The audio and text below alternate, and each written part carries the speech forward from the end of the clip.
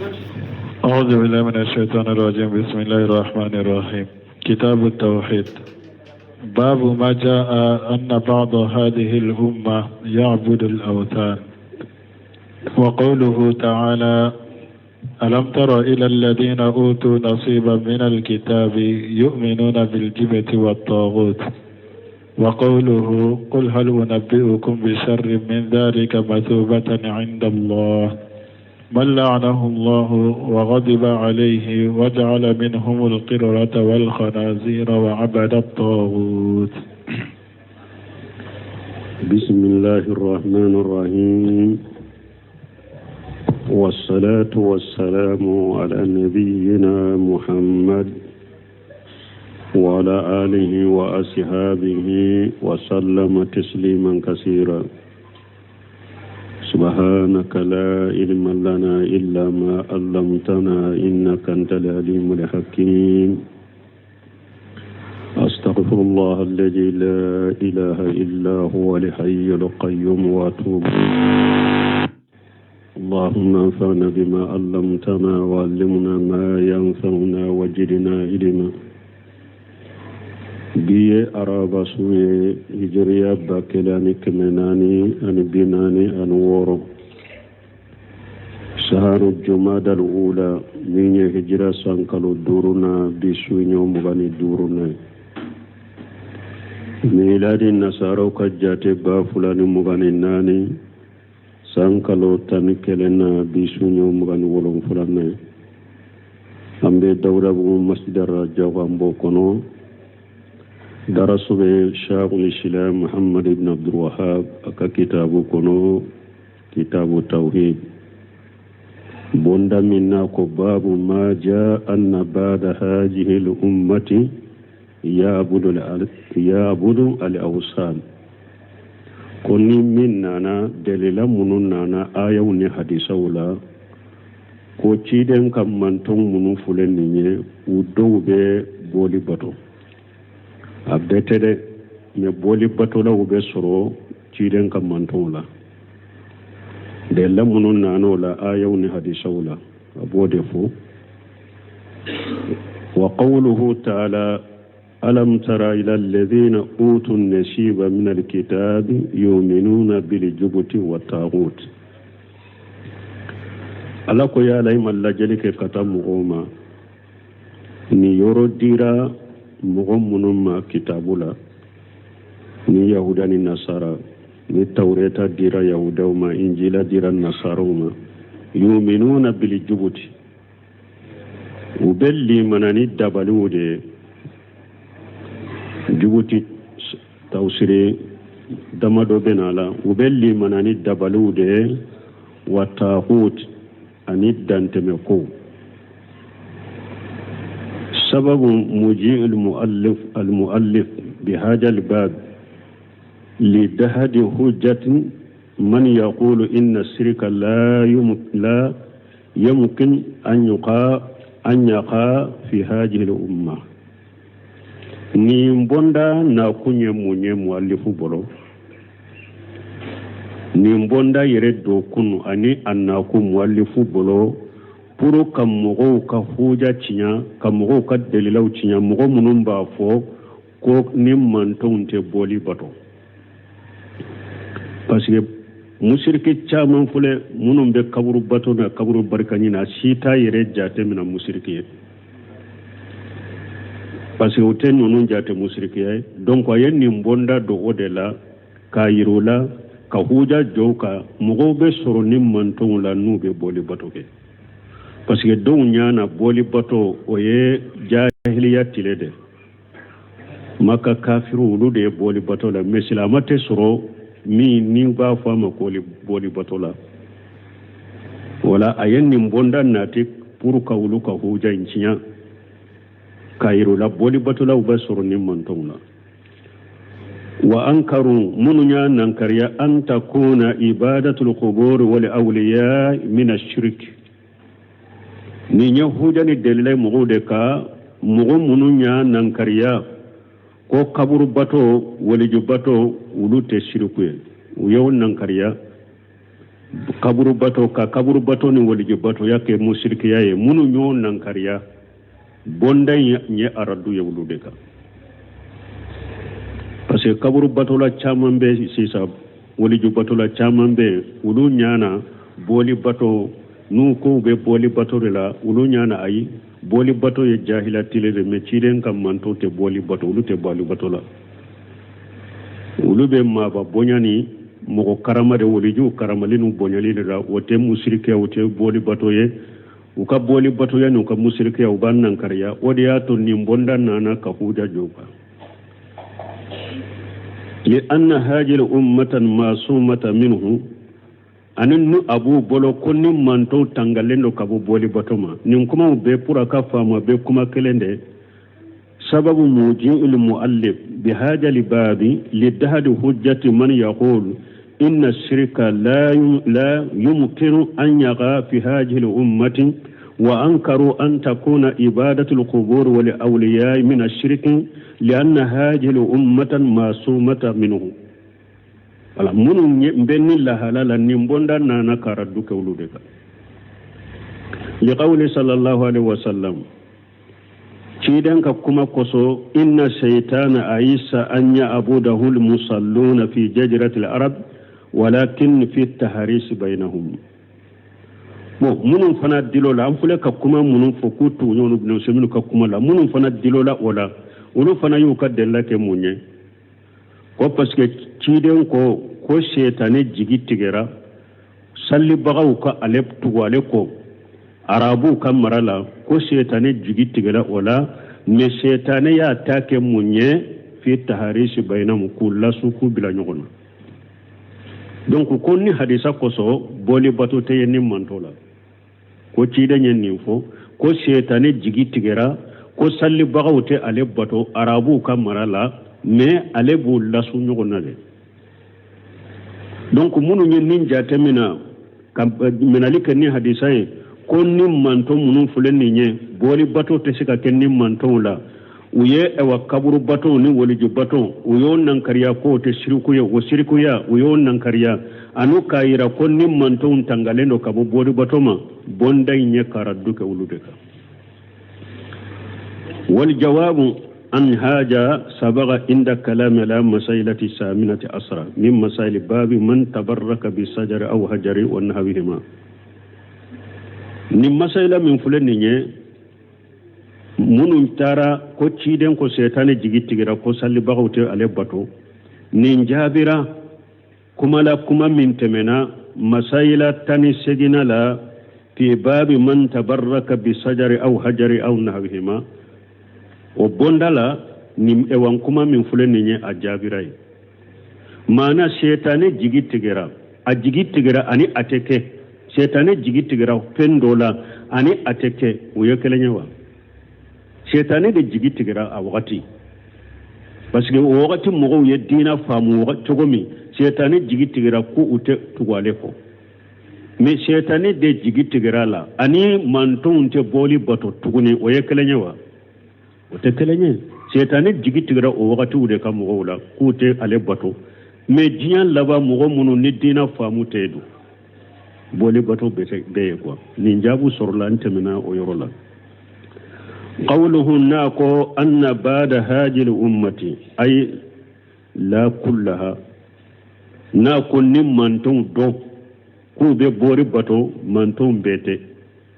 na ye badu fo manton bete li anna fi hajil ummati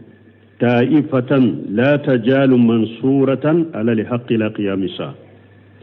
parce que tiden kam manto munu fulen ni jamakulu te wudu ula jamakulu munu nu demelendo alafe ube cinya de kafana fo jiyan ka wuli ube ba fo jiyan ka wuli ka suru tiden kam manto jamakulu te wuli tiden kam manto la nu demelendo ube cinya ka ila qiyamisati fo kata jiyan wuli la wala tiden kam manto bete boli bato do de ba bato lakinnahum sayati fi akhir zaman rihu jiya laba fi dobena taqbilu uruha kulli muslimi mogo yesilama do o finye be silamun nimina fala yabqa illa shirarun nas mogo sitete dugukolo ka ni jinya be wuli ka ni mogo jugute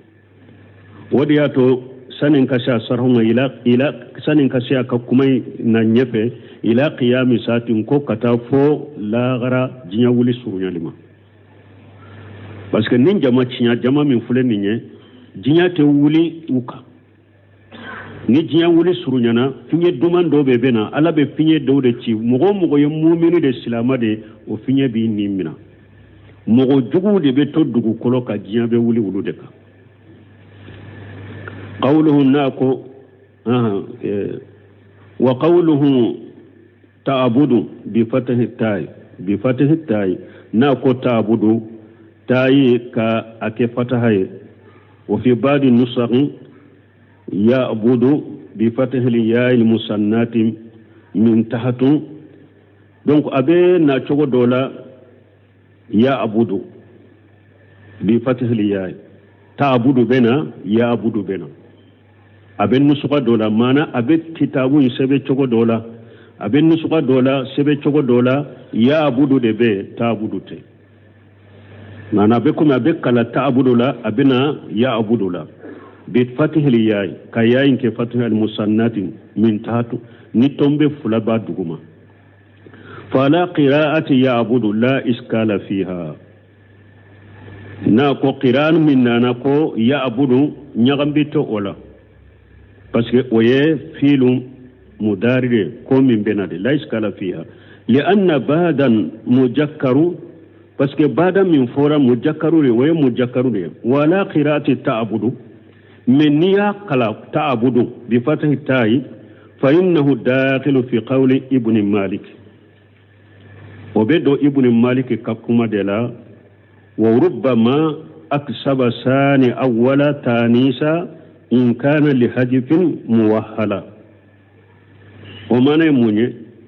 والمعنى أن المدافن إذا كان مجكرا مدافن نا ياسر مجكر ددو والمضاف إليه مؤنثا مضاف إليه مؤنثا فربما يكسبه المضاف إليه تانيسا أكتش مضاف إليه أبي تانيسا عندي أما مجكرين فيؤتى حكم المؤنثا مجكرا أبي مؤنثا ككيري داما ولو كان مجكرا هرنا يسر مجكرا ديرو ولكن بشرطي الجمعية أن المضاف إذا كان مجكرا والمضاف إليه مؤنثا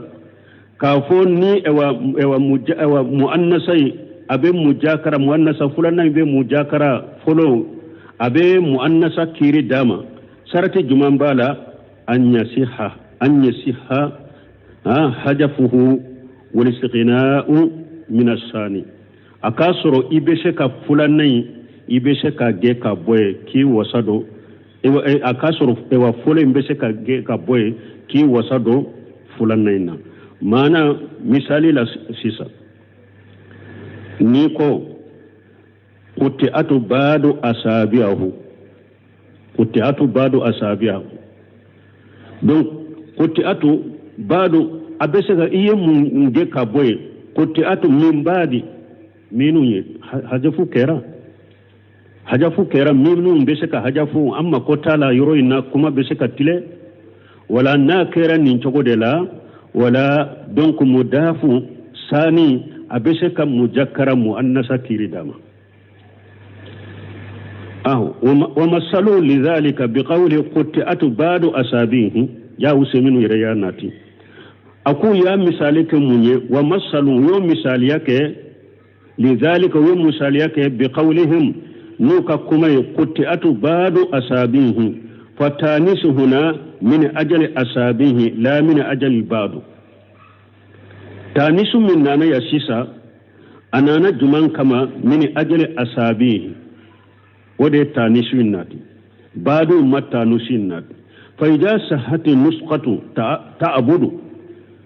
أكون نا يسر تعبد كان نسقة سهلين فهذا تانيس اكتسبه المضاف من المضاف إليه تعبدون نو أنا تقول أكلن تقول سبترا فهذا تانيس أكرا تانيسوي منياك تانيسوي اكتسبه المضاف من المضاف إليه. donc مضاف ومضاف إليه من فلان يود تانيس من داما. قوله الأوثان جمع وثني وهو كل ما عبد من دون الله. ناكو أوثانا وثني فرالي نيغونكا مانا من بباتو كفر على كوبي من باتو ني علاتي. ذكر المؤلف في هذا الباب عدة الآيات. مؤلف نيمبوندا كونو آيات جاتو فوق. الآية الأولى قوله تعالى آية فلو ألككم ألم ترى. الاستفهام هنا للتقرير والتعجيب. ناكو ألم ترى فامونين من فليا فامونين نانا سبتلي دي كما أني كباكو كاكوي سبتو بولو كباكو على وورية بصرية بالدليل أنها أعدت بإله. أو يلي من فلان نيا يلي أكم بنيا يلي دلا باسكو ويه إلين كالا وإجا أديتي بإله سارت بمعنى نظر. ni alam tara ila ni ila nana minna la nyini munye mana femmi beye ya la uma yewa parce que ni ila mana alam tara ni ila mana oyebe bi uriyatil manawiyya ni ila teminna obeke uriyatil manawiyya bisukun yeli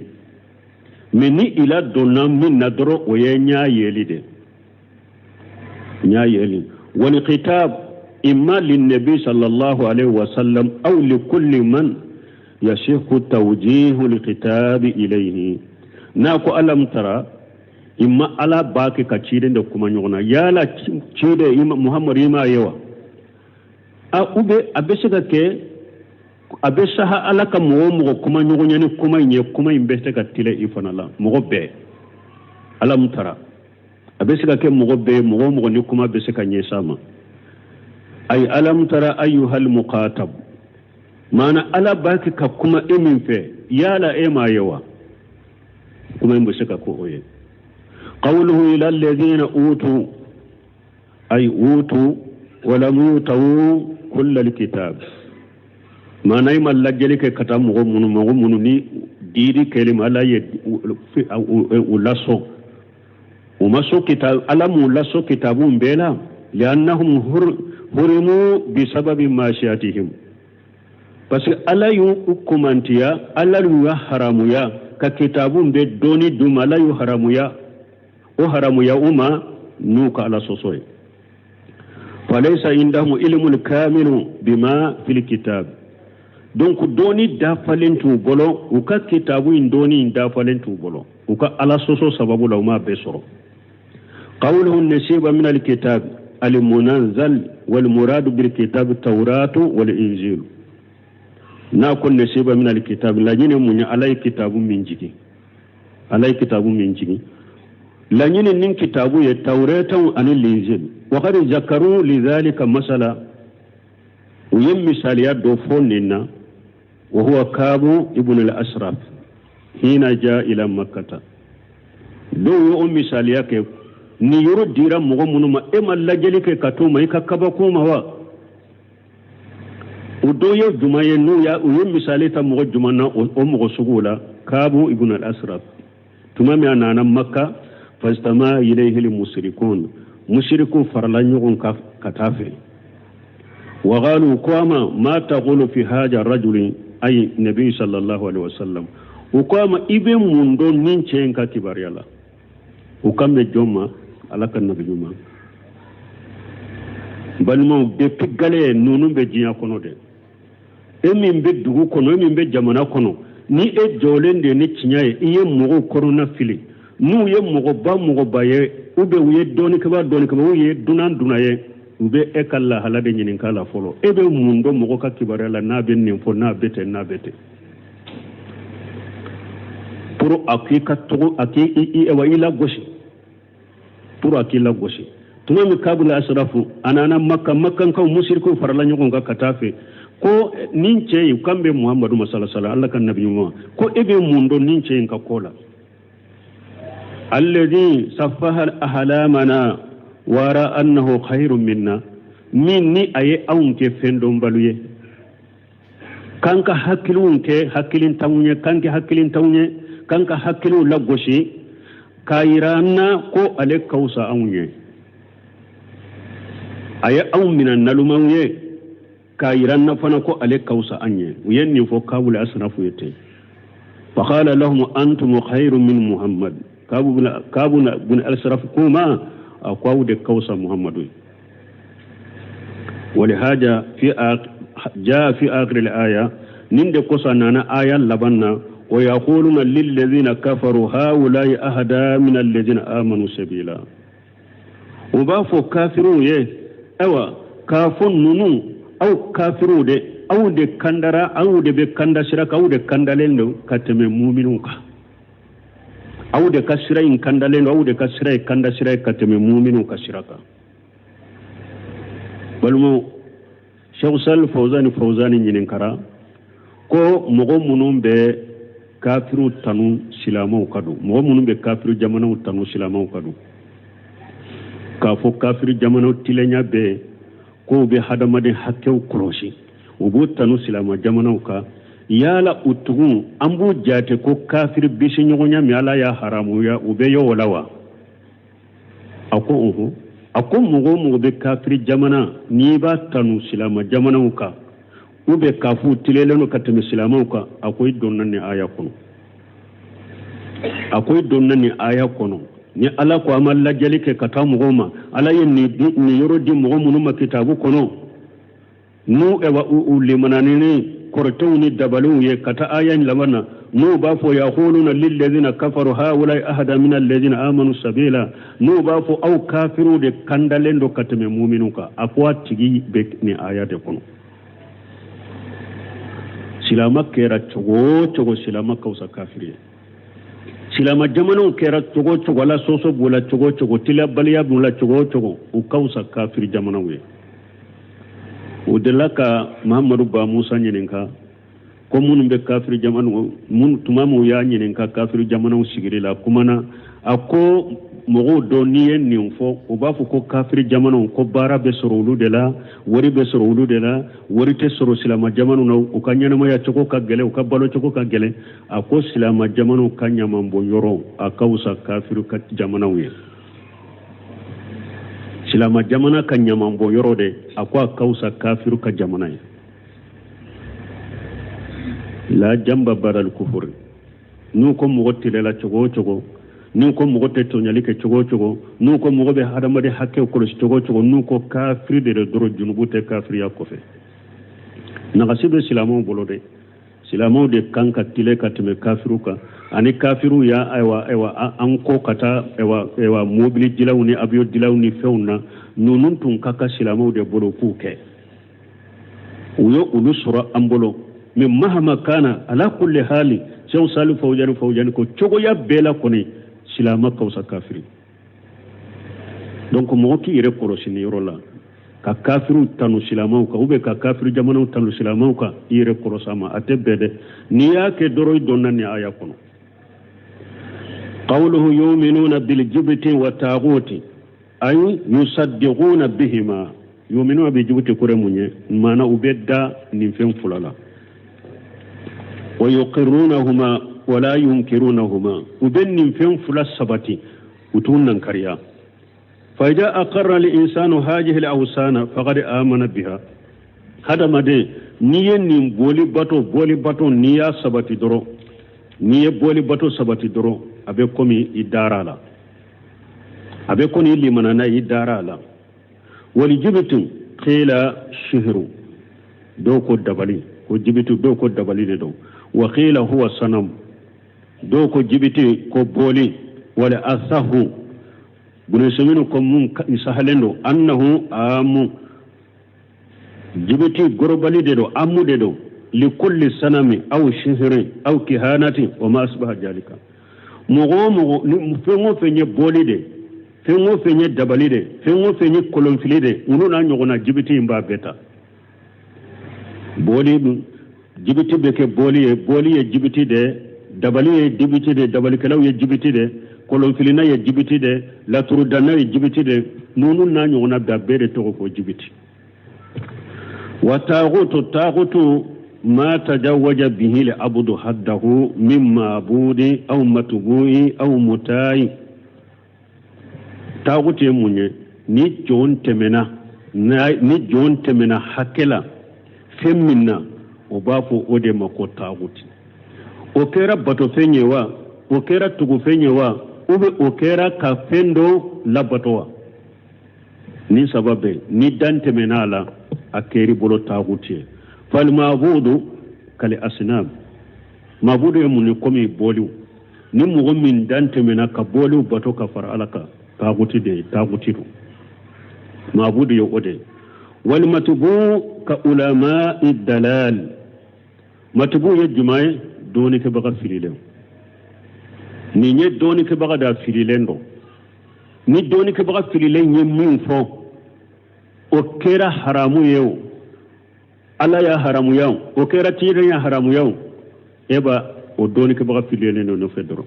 na ye min haramu hari na ya soro ala ya halala eba haramu no fe na ye min ke halala ya soro ala ya haramu ya obo ke halala no fe ko ni ben nin doni ke baga fidilende no fedro na ye min fo eta nyanyine etugule mbadela u komi ni har jamanen kono do bu dabu akoro ko ambe karasare no fe har na donna jahannaba be do no fe yetta guti de ulama dalal filibanti do aw yere bado filibanti do mago yawla gosi ka kuma ufe o dibi bolode ko anta no min har na donna jahannaba be do no fe ete jahannaba do de o de ato yennin kuma fo nin to ta guti de ka doni ke baga fililon ka tugu ko fenna ni ala ya haramu ya yula daga ebe tugu ko ola mun ala ya la ake halale uluba haramu ituguru ko mun ala ya ke haramu ya uluba halala ituguru ko ninde togoye ko al matbu ka ulama dalal ko mi doni ke baga filile mo munu be doni ke baga fililon no fete wal muta'u kal umara'i mutaw yamunye nyemo komi masake nyemo fata'atu fi taharimi ma ahalla Allah aw tahlil ma harama Allah ta'uddu min ibadatihim ni efana be ewa nyemo no fere doro ni nyemo ye fi taharimi ma ahalla Allah alayya min la daga ni nyemo ya haramu ya ebu no fe ba haramu ya no fe aw tahlil ma harama Allah ube alayya min haramu ya ulu ya ke halala ya ba ke halala no fe ninde be jate ku batoli ninde be jata ku batoli akera yen ninke doni ke baga filile ndo de no fewa alaye mi haramu alaye alla daga e fanani alla daga no fe alaye mi la daga alaye haramu e fanani a haramu no fe o kera doni ke baga filile ndo de ni e ba no mina nin chogolawa o kera nyema do de ne be a kon nin chogolawa ya abato de ninde be jate ko ya bato matubu ya ninde ani mutaw wal muradu man kana radiya bi ibadatihim iyyahu aha bato fenyere kafo o yere mataguti aba fo bato fenyere mataguti wakati juma no ajenana ni akabato doni ke baga firilemmi etugura ko halalalen haramulila ayire jenana ye fana ikatuwa le ko ikale batola ale yere taguti yesisa nyema mi ni aye alaye min haramu ya alayna halala alaye min halala alayna haramu etugura ko ola ka bato ola ale yere jenana ye fana ikatuwa ko le ka batola taguti de la ale taguti de sisa taguti ale أو يقال هو الطاغوت باعتبار عابده وبي أمبا فو طاغوتي لانيني موني ولا باتو بغا مانا سيسا أنكو كافو باتو مين بي باتو كافو ما طاغوتي أسارتي موني أكا جناني أكا باتو ناما جناني أكا باتو عليه طاغوتي وا إيسا باتورا إسكا إيسا طاغوتي نينكا فامو إيسا طاغوتي kulu alete sika kulu batura jenana mo ka batowa ha tagutite iribe batwa jenana ale ka batowa tagutite donc tagutiya be fon ewa o ka yoro juma a bato baga de be ke taguti sisa isa bato baga de be ke taguti isa te taguti de ha mogo min batora e ama jenana ka bato e anta fo ma taguti me amba fa bato kela inda taguti kulu batora amba fo kulu batora e bato e min be kulu bato e de taguti e min be iri bato sisa e de taguti parce que iri hakli tala le ma jendi ma ki ka le bato jonye taguti sisa e min ya bato e de taguti li'annahu mutajawwaju bihi haddahu munye bato kelen ke taguti e min nyefem bato munye e ke taguti ya sisa parce que idante mena hakela silame sare idda hakke mena etemena taguti ya be fo e kani ode silame sare e jordan mena etemena ka wadi ya to ebe wele ko taguti e min nyefem bato na ma jena ka bato haythu najaluhu fawqa manzilatihi allati jalaha Allahu lahu parce que edante mena bato fe bato lina munna parce que iya jigi yoro la iya jiga ka jigi yoro sanfe ala ya bila palasi mina ala ya bila jigi yoro mina e ya ta o sanfe ala ya danfe dama ala ya dama ama bato dama ni edante mena ka bato dama ede ya ala ya jigi yoro me ka daka bila palasi mina e ya alata aka palasi sanfe sisan yite mena hakela fatakunu ibadatuhum lihaja al-ma'bud tukuyana wala ukabbato imbeke uyenim bato fem bato sisa ukabbato imbeke danteme limujawajatihim alhadda bijalika nu ukaddantemene nu dantemena hakela o koyi o fenka kibariyala donc arbe fo lude matagutu sisa wa tagutu maqudu min at-tughyan taguti arabu kanna alemina na kabo fenya ni fentemena hakela fa kullu shay yata'adda bihi al-insanu haddahu yu'tabaru taguta tinwo fenni hada madin temena hakela ala abise ka wele o mako taguti tinwo fenni hada madin temena hakela ala ubo jate mina ko taguti sisa wajhu limunasabati fil ayati libabi la yatabayyanu illa bil hadith bon ni aya min fule ka fonye sisa aya ndonna bondayin donna chogomi aya intese ka ke munasabai ka delila iranna bondayina mado ayo yorofam aya bondayin ko chogodi ka fo min nana mogobe soronni mantola we boli bato yala ni aya yorojuma amba soronni aya yorojuma ko mogobe soronni mantola ube boli bato o mina yorobe yorojuma ni aya ina amina yorote me hadisain faralla kade mina yorobe soro hadisa do bena no faralla kade donc bondayi ewa ayayin do ko bondayin kono munasaba bina soro donc bina soro sisa waya hadisa dume wa huwa la tarkabunna sanana man kana qablakum na bina hadisa la mu'minun taminawne abettu kasirauko Allahu akbar bon mogo munun tugura nye nu ye jigutu bato u ye tagutu bato an tugura u ka siraw ko ka boli bato munasaba soro la aya no ba masoro donc aya inte se ka ke munasaba e bonda nye abada foi ka hadisa inde faraka hadisa minna na ko abina tugu mogo ka siraw ko munun temena awnye donc ni mogo min ye fem bato sisa iye boli bato sisa i tugura don ka siraw ko aya inna yahudani nasara donc aye munasaba bosoro ola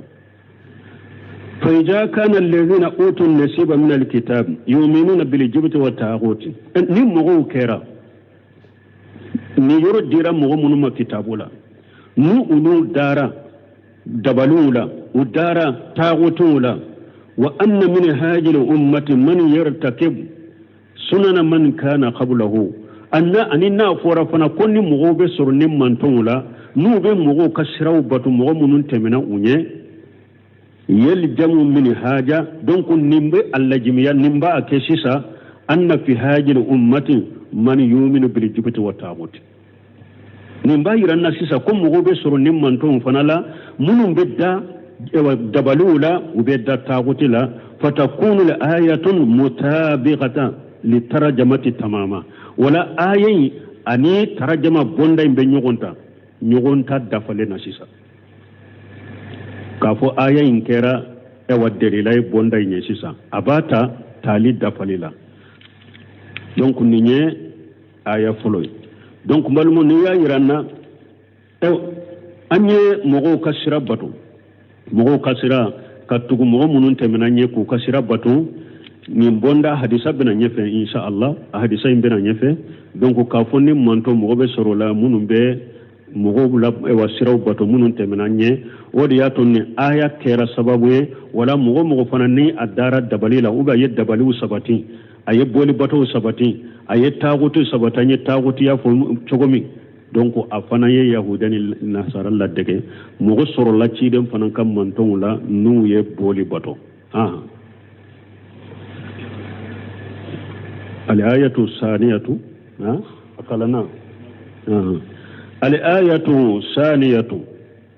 aya fulanna qawlu ta'ala lakuma qul hal unabbiukum afu ya yalan kawki bariyaba al kitabu lin nabi sallallahu alaihi wasallam nin kuma nyesilen be jomma ala ya ciren da kuma nyogonya ayin nabiyuma da kuma nyogona ala ka tamna kisibaka aradda ala haula al yahud alladhina taqadu din al islam hujwan wa layban ala ya ciren da kuma nyogonya aka kuma info kara duke ni yahudiyuka munu islamiya dina minakake sugula fenni tulonke fenye ku yire sugula ka bo makake tulonke fenye ko ciden ka fuye ka raddukuka wadi atu qawlu unabbiukum ay ukhbirukum yalan kaw kibar yaba wal istifham huna litaqrir wa tasdiq istifham famu nyine minna ayen nana hal unabbiukum famu nyine la nyine munye ka koy sabati ani ki lakanu kata ki lakanu kila korto kata koy la melima ay سأقرر عليكم هذا القبر من الانكباريات سبتي أو بلو قوله بسر من ذلك ناكو بسر من ذلك سر هنا اسم التفضيل سر اسم التفضيل معنى منك جغو فين جغو دوبي منك جغو نوه اسم التفضيل يودي وأصلها أسر الذي يودي لكنه حذفت الحمجة تخفيفا من حمجين توري من بركة كما نغيا أبوري بركة كما نغيا لكسرة الاستعمال حمجين مباركلين نشايالي سببولا ومثلها كلمة خير أن يغنى خير مخففة من أخيرا خير فنا أن يغنى نيبا في خير أن يغنى بافو أخيرا بالتخفيف والناس مخففة من الأناس ناس فنا أفنا يارو شدة بالناس أفنا بكسيتك مخففة كشدة إمبالا من الأناس وكجا كلمة الله مخففة من الإله كلمة الله فنا أفنا نية أكيد تخفيف لا ينبي مناتي من الإله بطوفي وقوله جالك ناكو جالك المسار إليه كوريا بك كتاج ماما ما كان عليه رسول الله صلى الله عليه وسلم وشهابهم تيرنا كشيبو تنبين منك مانا نانيا أفو كوفي ننسى جراكة آيما ناكو يقولون للذين كفروا هؤلاء أهدى من الذين آمنوا سبيلا nuluko ko kafiru kasira ko ode kanye kateme ciden kasiraka mana uluma ciden na kashebo kasira ke sira jugu ya sisawa mo ciden ka ala ko ciden ka fuyen ka kibariyawa min ka jugu au ye koriya ke katawun kasira jugu yali mimma min ka jugu au kasira ye nko fo au yewa an kasira nko ni te sira jugu ye min ka jugu an kasira ye nko fo au yewa ودي أتقول المسار إليه ما كان عليه رسول الله صلى الله عليه وسلم وصحابه ذلك كوريا يمبكي كتا يرو جما تيدن نكاشي بوتم بمنك كوريا يمبكي كتا يرو دلا فإن اليهود yajumuna annahum humul ladina ala alhaqi parce que yahudiyan bagalon fo ku ulu de betinyaka wa annahum khairun min ar-rasul sallallahu alaihi wa alihi wa sallam wa sahabihi ku ulu de kausa katemetire na kashebauka wa anna rasul sallallahu alaihi wa sallam wa sahabahu laysu ala alhaqi yahudiyan ba fo ko shidin na kashebauta tinyaka قولوا لبتشياكا فقال الله تعالى ألكم مسمين كروتان قل هل ننبئكم قوله مصوبة عند الله ناكو يالا نكو كباريا ناكو آيين كنو مصوبة عند الله مصوبة تمؤيج لسر مصوبة إننا كسرين دي حتى فرنفانشاني لأن سر اسم التفضيل بس سر اسم التفضيل دينو وما جاء بعد أفعال تفضيل مبينا له يكون منصوبا على التمييز ولا مصوبة عند الله مصوبة التمييز دينو بو تمييز فنا أبورا منا أسر اسم التفضيل دو يسرين وما جاء بعد الفيل التفضيل نمو فهم من فنا نانا فيل التفضيل كوفي مبينا ni abangale no mubayyana lahu abe bangali de ke oye yakunu na abe bangali ke ismu tamujin yakun mansuba ala tamuiz alebe ke nasaba de sisa tamuizin ka pal ofana ye munye misali la nako ismu bimana qala ibn malik ismu bima'ana min mubinu nakrahu ينسب التمييز بما قد فسره ابن مالك يا ناتين تولا ابن مالك من مثالي ويم مثالي من ناتسا كسبور أردن أو خفيجا برا donc nisisa nimbe تمييز من فلان نسا أردن كسبور أردن أمان النسب لهم ولا أو قفيج برا donc ako sisa ismu bima'ana min mubinu nakirahu ni ismu nana bima'ana min nana wala mubinu nakirahu obe ismu nakira inde banganye yunsabu tamuiza bima qad fassarahu aw tamuiza yunfana abeke nasabai ni fenye mimba afasaranye ka korofanye comme nunko siburin aradan aw qinfaz burra omunu wa ini asilan wa tamura aben nunu fanan nati niko asilan wa tamura niya nati o chogo fanala be tenwini nati o yorola o ko fa ko wal fa'ilul ma'ana in sabunna bi af'ala comme ne ba fe kamunun fo seminu yere mawlu nati ale te korofo ale mun nati ale be misaliya nati ni ibn malik ka kuma de dro donc ne de be o sarahu munun fule ne de ba ka kulu faraka ismu bi mana min mubinu nakirahu ينسب التمييز بما قد فسره إلى أن قال والفائل المعنى أن يسبن بأفعل مفضل كان مفضل كأنت أعلى منزلة وبيه فنم والمعنى والفائل والمعنى أنه إذا وقع تمييز بعد اسم التفضيل نتمييز نانا اسم التفضيل كفي وهو فائل في المعنى فأنصبنا وبك مانا لو بك فايل ولا أبك النصبي والمصوبة مصوبة يلا يموني من سابا يصوب إذا أرجع عربو يلا سابا من سابا يصوب إذا أرجع نفين ساجرا ويطلق على ججاي نوباب بلا سركة أي بشر من ذلك ججاء عند الله أو أكباريا مانا من كسرك جون على في كتم أنتاك أكباريا نقوي ناكو قول عند الله أي في علمه وججائه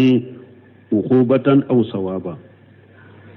يا لن كو كباريا من كجون أو كسرك وا سراي على كدوني لا أني على كسرلا على كجنغكتا ناك سرالي من كجوني أو بمن كنكوفو أو يوا قوله من لأنه ni ala ye mogo min danga man ismu mawsulu khabaru li mubtada'i mahdufu taqdiruhu huwa man lanahu Allah wa man lanahu Allah kuremuni huwa man lanahu Allah لأن الاستفهام انتهى عند قوله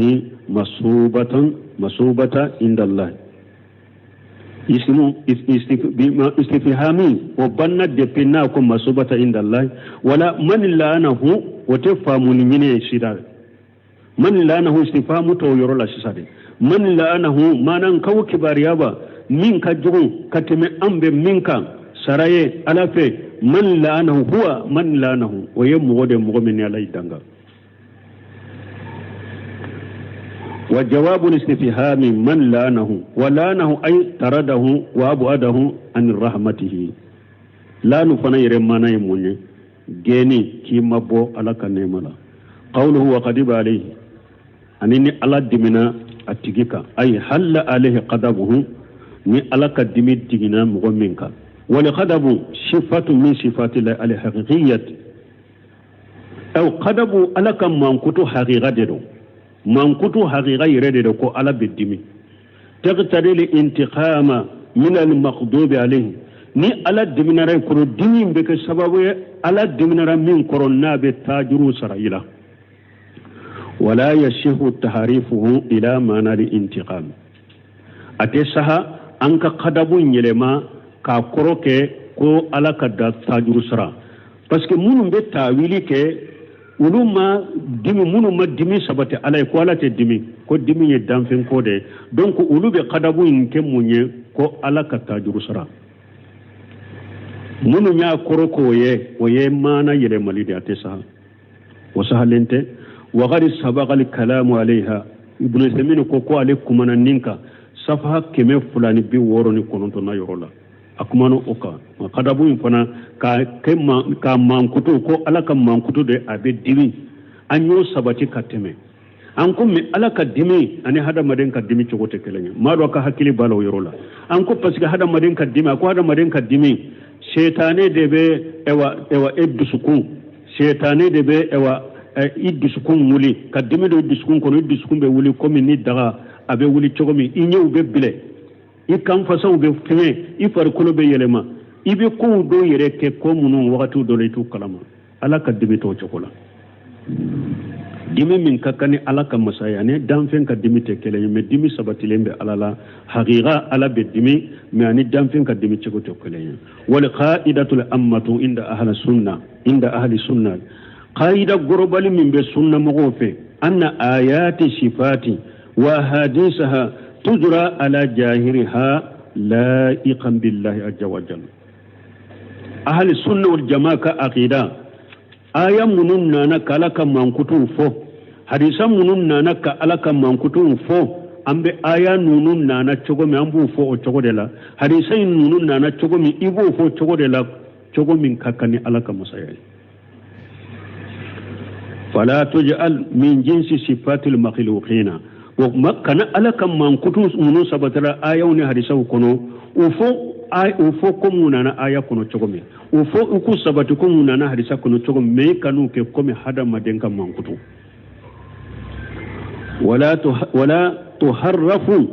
fatunfa anillahi kana yele malike nibe mankutu nunun ge kabo alala fala naqulu fil isbati awa ante dante mako wala nuharrafu fatunfa anillahi sunna mugu anti alaka mankutu yelema anta taharifu ke kam mankutu yelema kam mankutu nge kabo alala wala naqulu fil isbati wala fi nafi an sunna mu te danteme mankutu sabatili fanala ute danteme mankutu genina kam mankutu sabati alala amma mankutu min sabata yirela ayawne hadisa kono sunna mu toke kadante me ewa geni fanala kamankutu dogge kabo alala ayire min sabata yirela qur'ana ni sunna mo toke qawluhu wa jala minhum alqiradatan wal qanajira esra waqti masya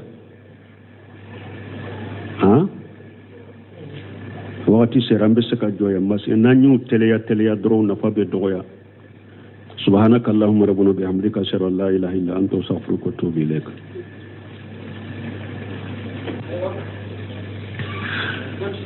أعوذ بالله من الشيطان الرجيم بسم الله الرحمن الرحيم كتاب التوحيد باب ما جاء أن بعض هذه الأمة يعبد الأوثان وقوله تعالى ألم تر إلى الذين أوتوا نصيبا من الكتاب يؤمنون بالجبت والطاغوت وقوله قل هل أنبئكم بشر من ذلك مثوبة عند الله من لعنه الله وغضب عليه وجعل منهم القردة والخنازير وعبد الطاغوت بسم الله الرحمن الرحيم والصلاة والسلام على نبينا محمد وعلى آله وأصحابه وسلم تسليما كثيرا سبحانك لا علم لنا إلا ما علمتنا إنك أنت العليم الحكيم أستغفر الله الذي لا إله إلا هو الحي القيوم وأتوب اللهم انفعنا بما علمتنا وعلمنا ما ينفعنا وزدنا علما biye araba suye hijriya bakelani kemenani ani binani ani woro shaharu jumada al-ula minye hijra sankalo duruna bisuinyo mugani duruna miladi nasaro kajjate ba fulani mugani nani sankalo tani kelena bisuinyo mugani wolon fulani ambe dawra bu masdara jawambo kono درسوا شيخ الإسلام محمد بن عبد الوهاب أكا كتاب كنو كتاب التوحيد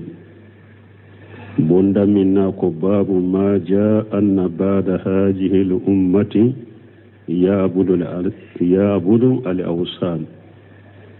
كوني مننا دليل مننا آية حديث ولا